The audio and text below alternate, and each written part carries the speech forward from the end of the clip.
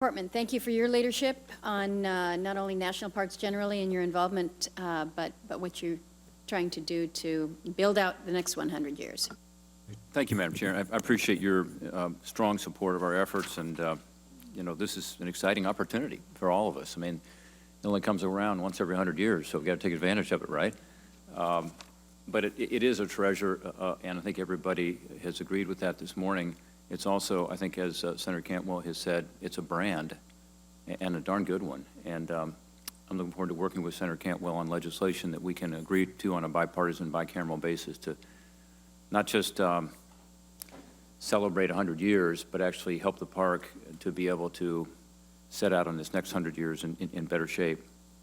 So I'm excited about this. I do think we have enormous challenges on the fiscal side, and I think the legislation that the administration set up is not going to make any progress because it's just, you know, $1.5 billion that's hardly paid for. I think everything we talked about today here, some tough things, some things that Mr. Crandall said he's not even in support of, that we're talking about is, what, probably 40 or 50 million bucks out of the 1.5 billion. So we have a big challenge. We have to acknowledge that. The good news is visitation is up 4.5% in 2015, I'm told. Is that about right? And these numbers are amazing, 292 million visitors, and what that compares to. And I'm glad you talked about that, Director Jarvis. But let's face it, our appropriations have gone up since 2006 to 2015 from 2.25 to 2.61. Adjusted to inflation, that's a 0.2% decline. During that time, 18 new park units have been established by Congress and by the administration through executive actions. So we keep expanding what we're asking you to do, Director Jarvis, and yet not providing the funding. And I think, you know, that's one of the things we have to do as we look forward. I was on the commission, you know, to look at the centennial, and that's one thing that I pushed a lot was we need to figure out a way to steward what we have more efficiently. And if we keep adding, keep telling you to do more without providing more funding, then all of the units end up having these maintenance backlog problems and decline. So we got a big challenge here. I'm most excited, as you know, about the Centennial Challenge and generally the idea of matching. I'm excited about the endowment idea. I'm excited about using that brand that Senator Cantwell talked about to get more private sector involvement, more visitors. I mean, I think this is where we ought to be really focused, and I do think there's an opportunity. I was OMB director, you know, when we proposed the Centennial Challenge.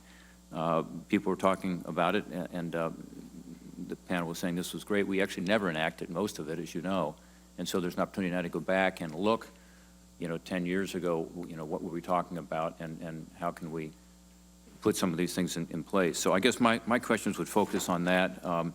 Shafroff, you talked about the endowment idea. If you could talk a little about your proposal there. I think the administration's proposal would allow National Park Service to expend up to 50% of the funds received in a given year.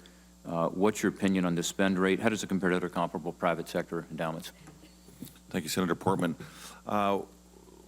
We actually think that this ought to be more in line with traditional university endowments and foundation endowments, which foundation endowments generally have a minimum spend of 5% per year, and that's probably more in line with what we think would be appropriate.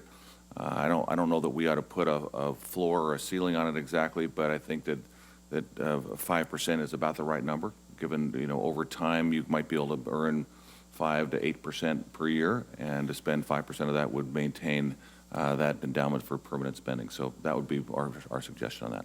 How much money can you get from the private sector? I mean, you guys raise private funds. We've also got the Friends groups out there who do terrific work, including in my home state of Ohio. We've got a lot of, as Dr. Jarvis said, some sort of one-off philanthropic efforts that are really impressive. You mentioned Iwo Jima. But how much do you expect the private sector would contribute to this endowment if it was able to get up and going? It's a good question, Senator Portman. Our fundraising has gone up fairly dramatically in the last couple of years, averaging in the 20s for many years. In 2014, we're up to more than 45 million. This last year, we're about 80 million. We expect to exceed 100 million in the current fiscal year we're in.